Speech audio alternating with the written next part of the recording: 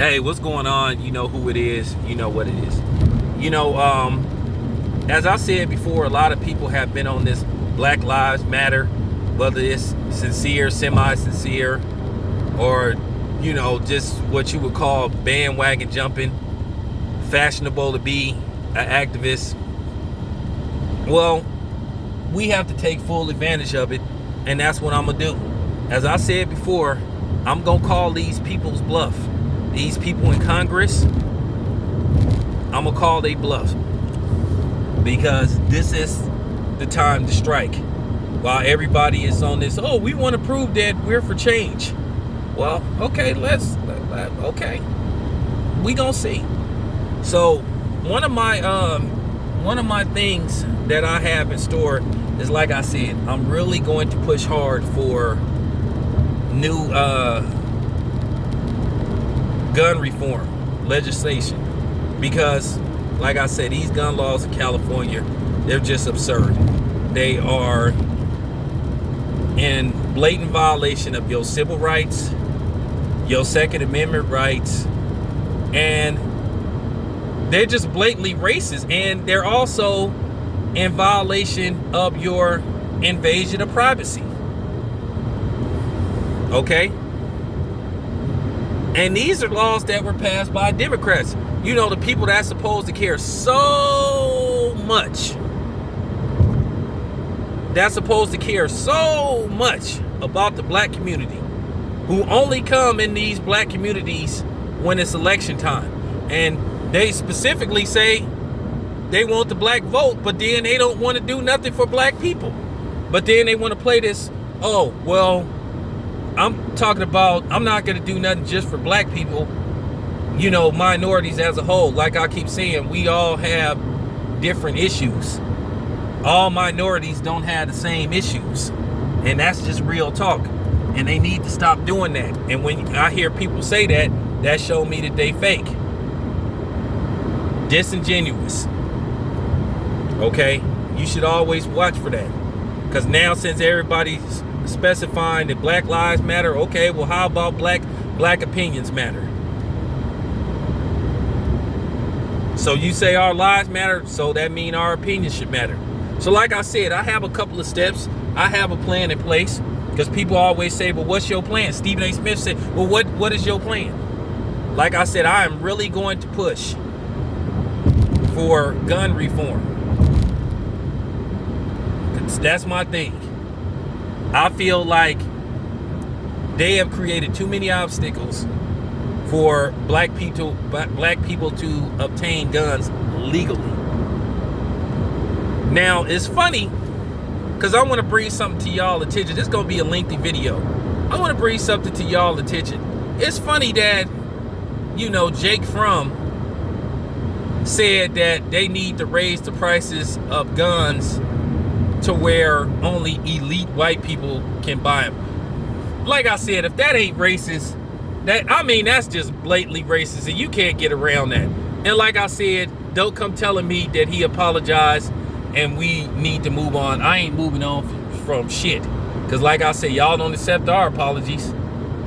And then if you say you do, you still ask us to apologize like once a month.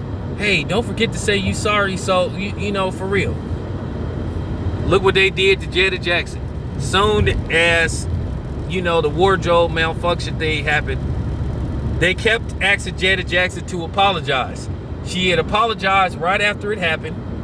Then they kept saying, well, we want you to come to the Grammys and we want you to apologize again. And Jetta Jackson was like, fuck that. I already just said I'm sorry. Stop trying to bring me down to my knees. So Jetta Jackson basically said, fuck the Grammys. And I don't blame her.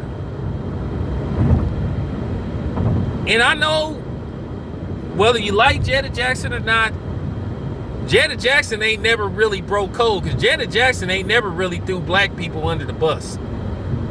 She don't have no track record of, like, being off code. She ain't never said nothing bad about Jermaine Dupri. She ain't said nothing. She really ain't never said nothing bad about James DeBarge. So it is what it is. But this is what I'm saying. It all goes into what I'm trying to say. Got to be changed. It got to be changed immediately, expeditiously, as you know, T.I. would say, that word he loved to use so much. But as I said before, the first step is to get a petition lined up, because you want to present things. You want to have a folder in place. You want to have, you want to have things in place ready to go. Because if you come unprepared, you're going to get torn apart. You got to have your arguments ready. You got to have your rebuttals ready. You got to have everything ready. And this ain't something I'm just going to walk in there and try to freestyle off the top of my dome. Because if you do that, you'll be disregarded. You got to talk to them. You got to show them why. And you want to present evidence on why things should be changed. And I'm going to go in there prepared. Like I say, if I have to go in there suited and booted, I'll go in there suited and booted. I'll throw, you know what I'm saying? I got a couple of ties I'm going to have to dust off. I got some nice slacks. You know what I'm saying? I'm ready. And then as far as the NRA go, useless. Because another thing that need to be formed is a official national black gun owners association. They have groups, but we need what we call the official. The one that go in there when we try to fight for the rights of just black people as a whole. We need an official one. Because like I said, it's funny. When pictures of a white guy get taken of him holding a rifle, you know, the thought is American. Black dude, take a picture with a gun, criminal, thug. Because people don't see us the same. Okay? And did black people play a role in enhancing some of these images and how people perceive us and how we perceived? Yeah, absolutely.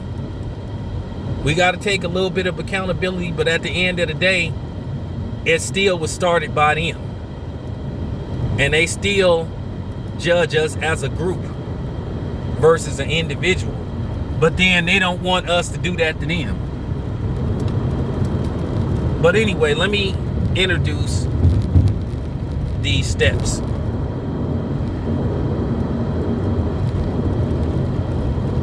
I gotta say this too also. I gotta say this right quick before I get to my process, my steps. I really want y'all to focus on what Jake Fromm said. And I'm gonna give y'all some evidence to support what I'm about to say, and that this is did on purpose. When he said elite white people, I thought about something. Raise the price to where guns are not affordable in certain households. Well, they've been doing that in California for years. Gun prices in California are absurd. Not only are they exceptionally high, they put you through the ringer. They want you to take all these tests. They want you to register your ammo. They want you to do this. They want you to do that. Like I said, blatantly racist, unconstitutional. Okay? But I thought about that. In my area, the Bay Area, I'm from Oakland, California. There are no known gun shops that are open in Oakland. There are no gun shops in Oakland. There are no gun shops remotely close to Oakland. Well, I ain't gonna say that's like right next to Oakland. And don't think that it's not being did on purpose. I'll give you an example. I wish I could find that lady. I might see if I heard she passed away. But if I could find her, I might have her subpoenaed to come to court, because like I said, in case this thing goes to court. There was a lady, she was a white lady. Now, If you under like 40, you probably ain't gonna remember this, because I'm 45. I'm gonna be 46 in September, the end of September. There was a gun shop in Oakland, and I think that was one of the only gun shops. And let me tell you what they did. And they purposely did this to this lady. There was a gun shop in Oakland. It was called Siegel's Gun. Now, the owner of the gun shop was a white lady. She was a white lady. But eventually she had to shut it down. And this was open like in the midnight. I think it closed down like in either 96 or 97. Okay. But she had to close down because she said, one, and she was on the news too. She said they was pressuring her to move to another location. They was coming in there trying to look at her records to see who she was selling guns to and stuff. And she said that they raised her taxes to the point to where she had to raise the price of her guns. So she basically wasn't making any money. She was selling Glock 9mm for $600, $700, $800. Okay. She was selling them for prices that she knew, she figured most people wasn't gonna want to pay. Because I know for a fact you go get a Glock in somewhere like Texas for like $300, $400. Glock 9mm out here run you $600, $700, $800. Brand new. Rebuilt one run you about $450. Okay. So like she told me when I went in there, because I went in there and I think I was like 21. So that was like, at the time I didn't have a record at the time. So I was looking at her prices and I was like, dang, your prices are extremely high. And she told me what they was doing. She said she said that they trying to shut me down. And she did, and then eventually she had to shut down because her taxes was so high to where she had to raise the prices of her guns, and she just wasn't able to make any money, so she ended up shutting down. But I heard she passed away. Okay, so then she was gone. So then they had this shop in San Leandro, pretty much the next city over going towards Hayward. It was called Traders. So everybody started to go to Traders, and they eventually ended up shutting Traders down because they felt that was too close to Oakland. So what they did was they just shut Traders down because what they said was too many of their guns was used in a crime. Well, they're not responsible for what you do with the gun. They're not responsible. Their job is just to sell you the gun. Whatever you do with the gun, that's on you. So that's basically what they did. They used that against them to shut them down because it was too close to Oakland and they didn't want no blacks. And I know people are trying to say, well, what about Mexicans? What about y'all? Those rules be specifically aimed towards blacks. They freak out when they see black people with guns in their hand. Especially when they point a gun at somebody that don't look like another black. They really don't give a damn about you pointing a gun at a black person that look like you or that's of your own race. But see, when you start pointing that gun at people that don't look like you, when you start pointing them guns at the clear people, then all of a sudden, well, maybe we need to do something about this. So that's what they did. They shut Traders down. Now, I think there's a gun shop somewhere in Castro Valley. Castro Valley is a subsidiary city. It's like on the opposite side of Hayward, and it's not really a black city. Okay? And back in the day, it was known for Klan activity. Yes, the Klan is in the Bay Area, and so is the skinheads. And Castro Valley was known for that. But they didn't go after Castro Valley. There's really no gun shops in Richmond. Okay. Now, they do have a Big Five that sell weapons, but it's in San Leandro, going towards San Lorenzo. But this is what I'm talking about. This stuff was did on purpose because they didn't want black people owning guns. And then they banned all these weapons. They banned the Tech 9. They banned the AK-47, AR-15, Bushmaster. They banned all those guns. Then they changed the way they changed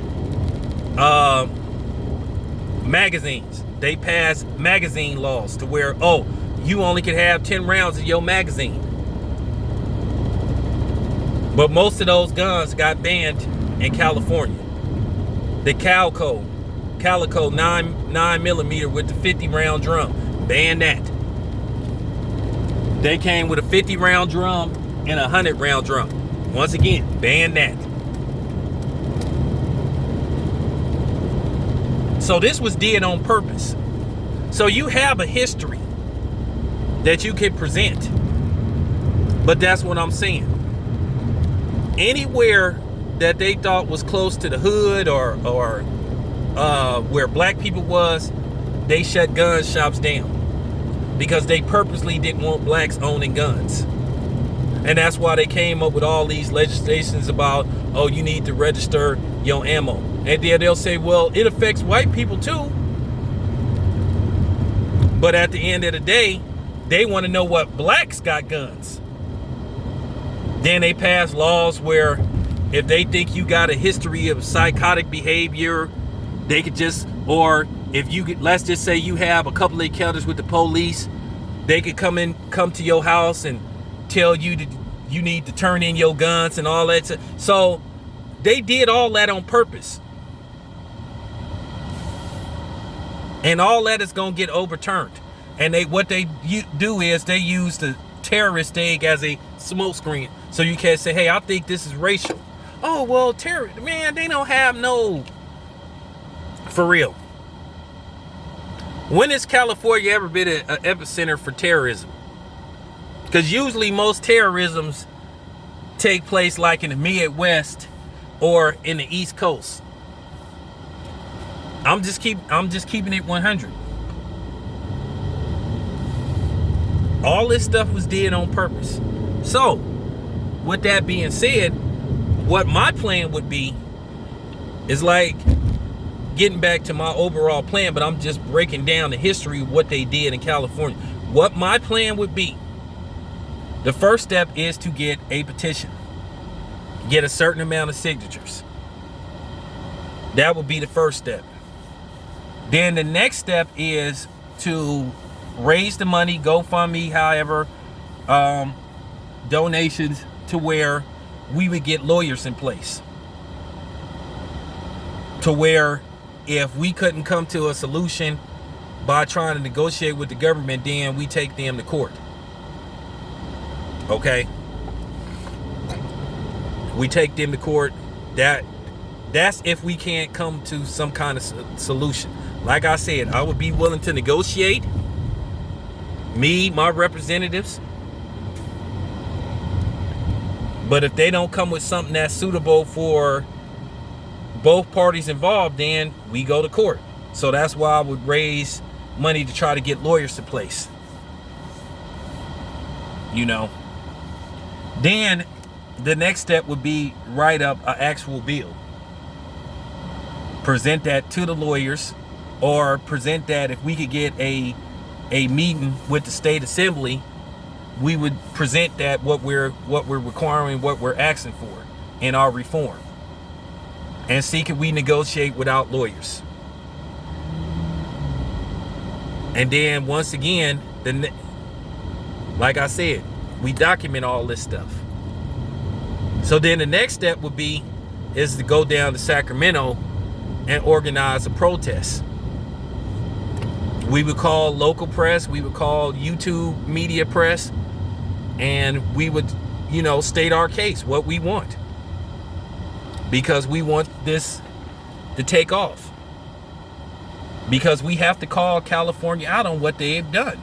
because these politicians have blatantly tried to play God for far too long. And enough is enough. We've had enough of this mommy knows best, or should I say white mommy, white daddy knows best.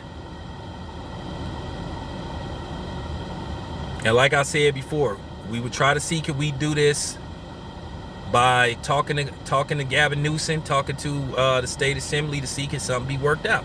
And if they refuse to work with us, then we filed a $1 billion lawsuit against California. A multi-billion dollar lawsuit.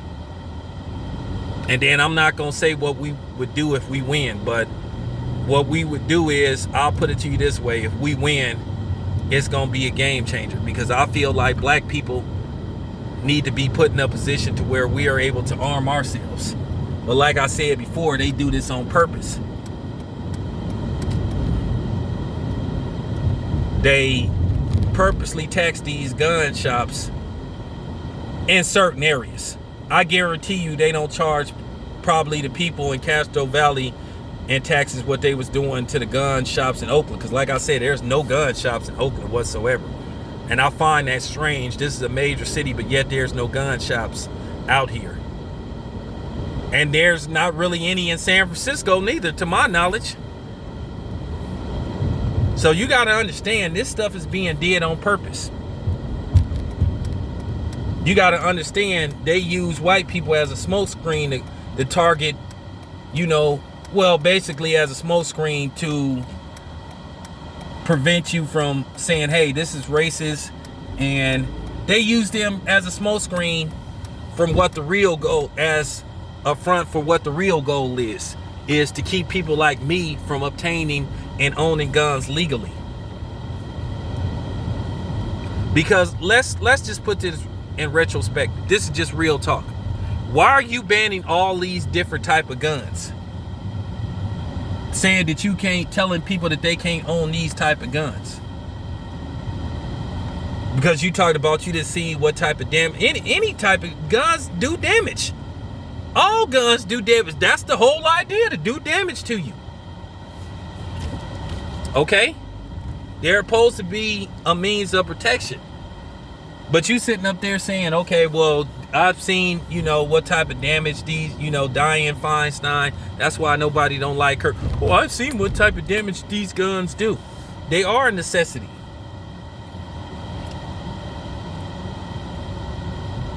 What you trying to do is, like I say, trying to play, mommy knows best, daddy knows best. And you shouldn't have these.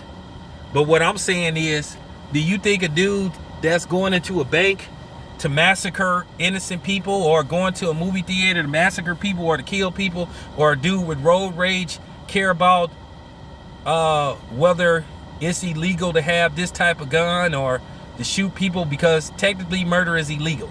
So technically he ain't thinking about the law if he got an assault rifle when he going into a welfare office or going into a bank, a movie theater to shoot people. I don't think he's worried about breaking the law, because technically killing people for the most part is against the law unless it's in self-defense. And then again, that's a whole nother story too. So I'm just telling you how this doesn't make any kind of sense. When you say, well, we have these laws in place to protect people, just in case road rage. Look, if a dude go carry a gun, whether he licensed to carry it or not. But what I'm saying is, hey, if that lunatic that's having road rage go the fuck off, I should be able to have the opportunity to defend myself or defend my children. But based off the fact that the laws you have in place, I may not have a chance to defend my family or my children. Because you made it an obstacle to where I can't do it. To where basically I may have to die. But this idiot may live. Because you know why? He's not thinking about the law.